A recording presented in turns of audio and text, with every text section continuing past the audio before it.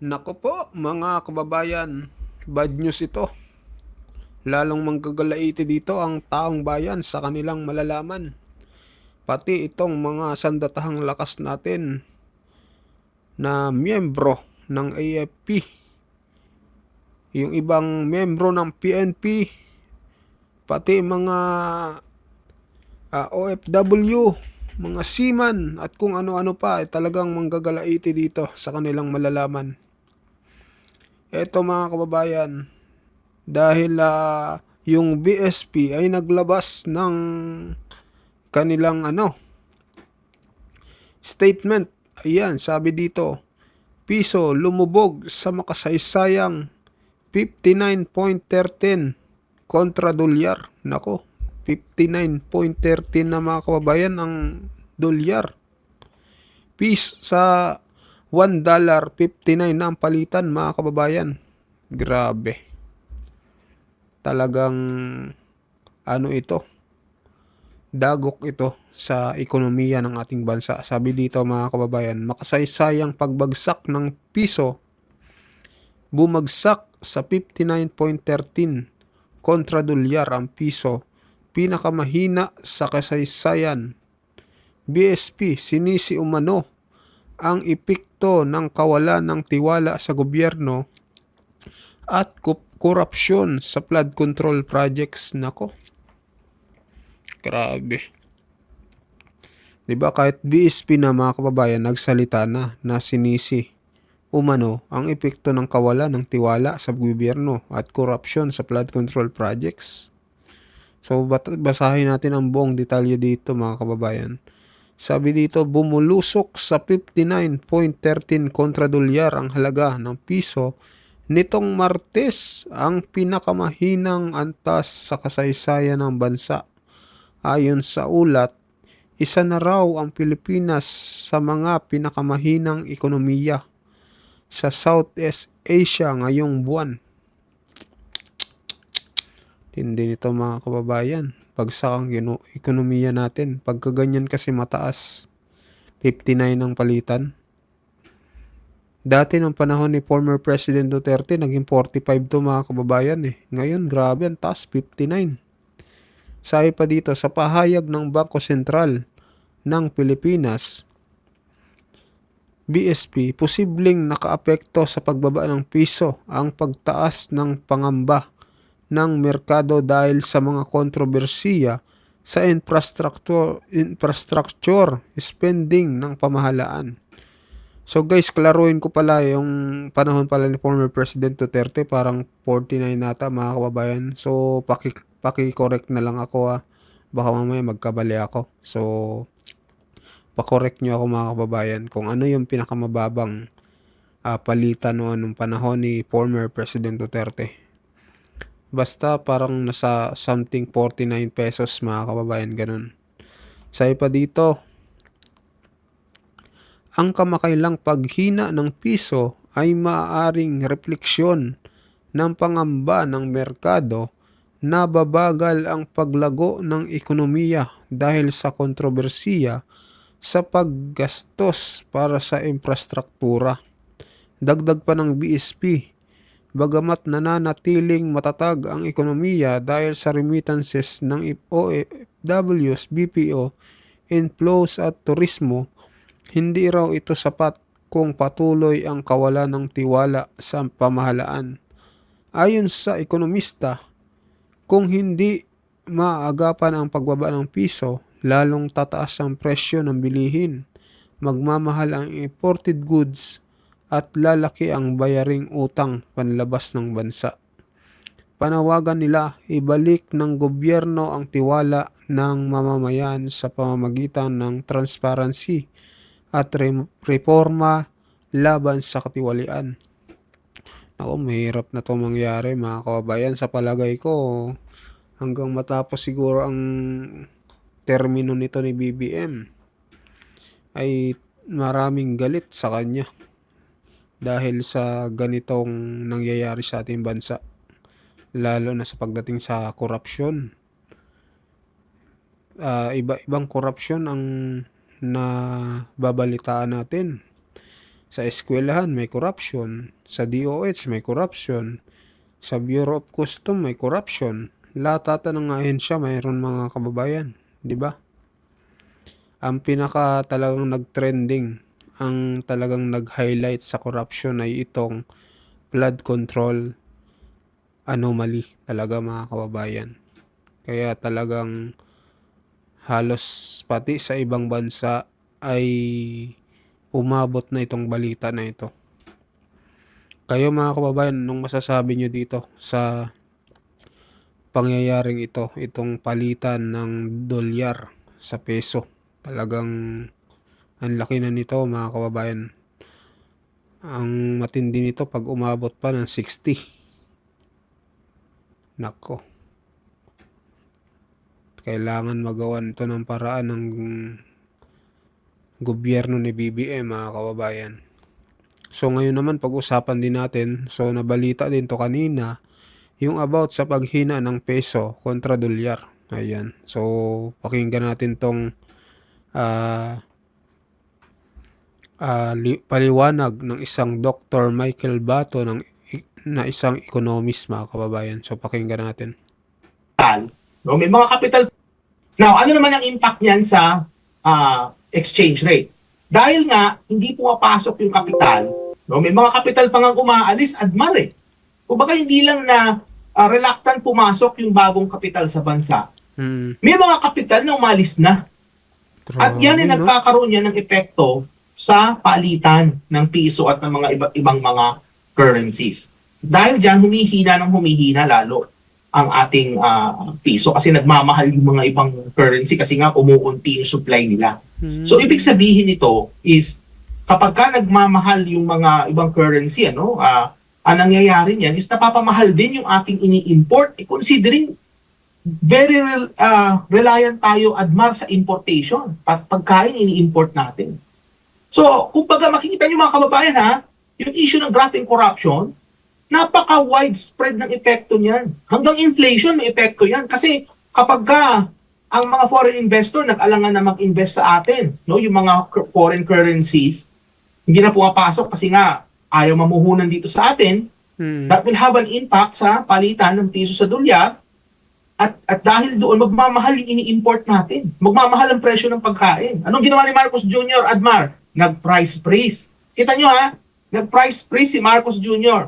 And again, yung price freeze na yan, temporary solution lang yan. Kasi kung hindi nila susundan yan ng polisiya para ma-improve ang produksyon sa bansa, yung price freeze na yan, palliative lang yan.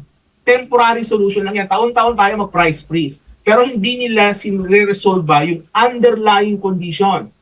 At ang pinaka-importante sa lahat in terms of those underlying condition is yung issue ng graft and corruption. Kaya alam mo, Admar, the issue of graft and corruption, nako, napaka-widespread ng epekto niya. Hindi lang yan sinasabi nila na maapektuhan lang ito yung mga contractor, apektuhan lang nito itong mga yung mga congressman, yung mga senador na involved, no, kung meron man. Mga kababayan, kayo mismo, yung presyo na binabayaran nyo, naaapektuhan po yan ng malalang graft and corruption sa ating bansa. Grabe, no? Sa kapansin-pansin na paghina ng piso kontra dolyar, ano pong implikasyon nito, Doc? Ito ba'y sumasalamin sa kalagayan po ng ating ekonomiya? Dahil lumabas din yung balita na ang pagbagsak din ng Philippine Stock Exchange po natin. Ano ba ang magandang paliwanag nito, Doc? Ito kasi nangyayari dyan, Admar, no? Ganito kasi yan. Because of graft and corruption, nagkaroon niya ng impact in terms of how investors view our economy. Kumbaga, in terms of how investors see kung anong mangyayari sa profitability nila. So kumbaga, bakit ka mag-i-invest sa isang bansa na kung saan ay hindi ka naman kikita ng pera? So, be that with foreign direct investment or portfolio investment, same story. The issue of graft and corruption has eroded yung potential na profitability ng mga investors. So, kung ikaw ay isang foreign direct investor or ikaw ay isang mamumuhunan, why would you invest in a country na uncertain yung mga polisiya, kagaya halimbawa sa mga infrastructure? Posibleng ngayon hindi na matuloy yung iba. Babahain yung lugar kapag hindi nila tinuloy yan. Bakit ako mag-i-invest ng pabrika doon sa isang lugar na baka bahain as a result of a canceled project dahil sa graft and corruption? Bakit ako magsa-start ng negosyo sa isang lugar na hindi ako safe? Hindi ba na potentially baka may mangyari pang hindi maganda? Bakit ako mag-i-invest sa isang bansa na hanggang ngayon ay mataas pa rin ang singil sa kuryente? Tama. Na pinangako ni Marcos Jr. noong 2022 na gagawin daw niya, pabababain ang presyo ng kuryente. Hanggang ngayon, Mahal pa. mahigit 3 taon na po ang ating Pangulo sa pwesto, mahal pa rin ang kuryente sa bansa. Bakit ako mamumuhunan kung mabubudol lang pala yung aking pera? Bubudulin lang ako. So, all of this, mga kababayan, has led to an investor sentiment from an optimistic assessment, kagaya ng panahon ni PRRD. Business people were optimistic then, now they've become pessimistic about the economy. Kitang-kita yun sa stock market. The stock market is struggling to reach 6,000 level in terms of yung PSEI, yung Philippine Stock Exchange Index. It's struggling to reach or to exceed 6,000. Panahon ni FPRRD, narating niya 9,000. Ngayon, hindi niya maabot-abot yung 6,000. Hirap na makarating ng 6,000.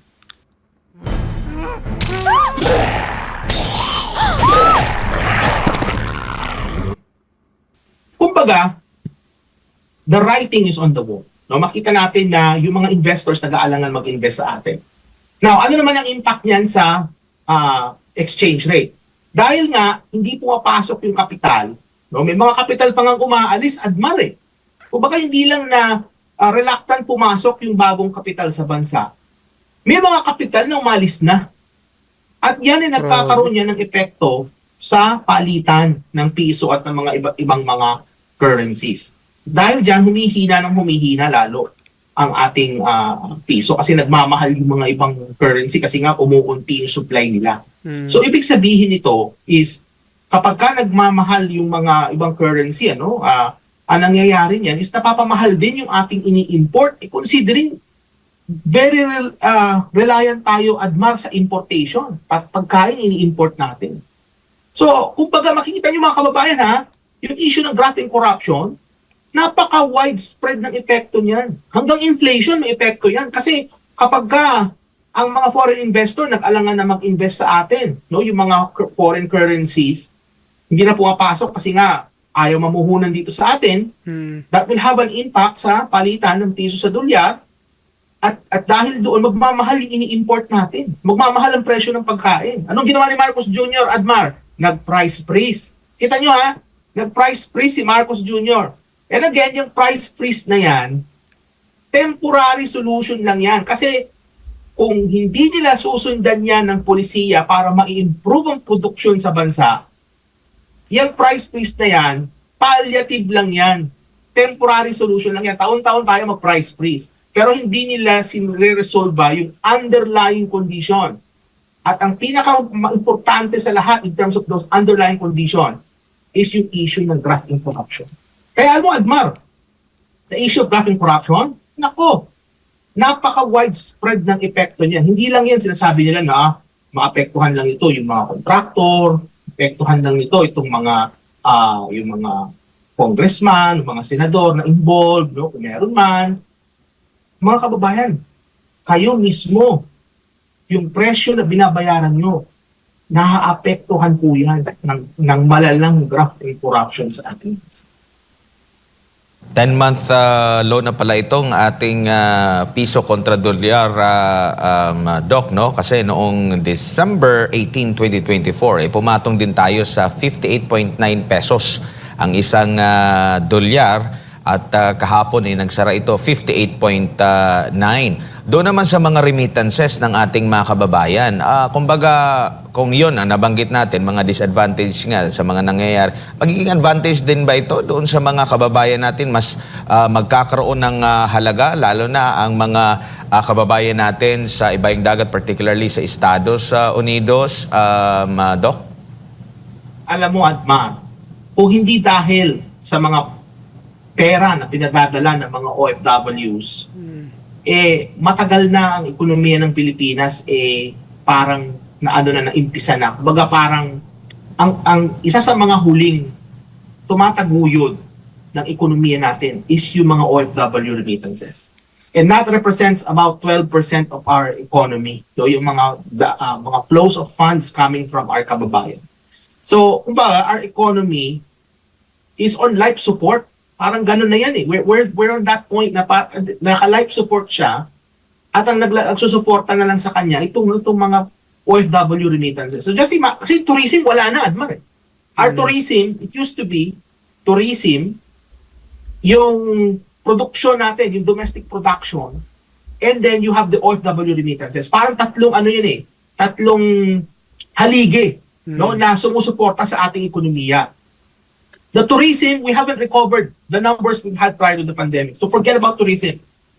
Local production, we're not even producing enough, mga kababayan. We're importing food. Can you imagine? Food na nga lang ini-import pa natin. So we're not producing enough. So ano na lang yung huling haligi na natitira dyan? OFW remittances. So with that remaining, in effect, our economy is like on life support right now. So, kumbaga, and to add to that, napapalala pa, Admar, ng graft and corruption. So, kumbaga, pag humihina ang piso, lumalakas ang dolyar, halimbawa, magandang epekto nga naman yan sa ating mga OFWs kasi malaki ang palit eh. Totoo naman po yun. Pero tandaan din natin na kapag dumating yung mga pondo na yan sa Pilipinas at ginastos na yan ng ating mga OFW families, yung mga recipients, ang nangyayari is tumataas din yung presyo ng bilihin. Pero ngayon, price free sila, di ba? So para hindi nga naman tumaas yung presyo. But then again, pagka nawala na yung price freeze na yan and they're spending, inflation will catch up on them. Kasi tataas na po talaga ang presyo ng bilihin. Lalo na, tamang-tama, papasok tayo ng bear months, magmamahal yung mga, nasa bear months na pala tayo, no? Papasok na tayo sa holidays, no? Sa Pasko, nagmamahal po ang presyo ng bilihin. So, ang mangyayari yan, Admar, were it not for the price freeze, actually, yung mga OFW remittances, kung ano man yung gains na nakuha nila out of the weak peso, ma-offset yun ng inflation. Kaya lang, ang ginawa ni Marcos Jr. nag-price freeze.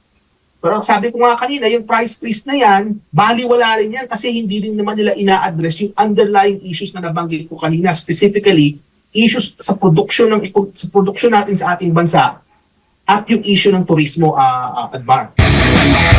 Grabe mga kababayan, no? Ang tindi ng nangyayari sa ating bansa. Lalo na dito sa peso, talagang lahat dito. Kailangan tayong apektado tayong lahat dito mga kababayan.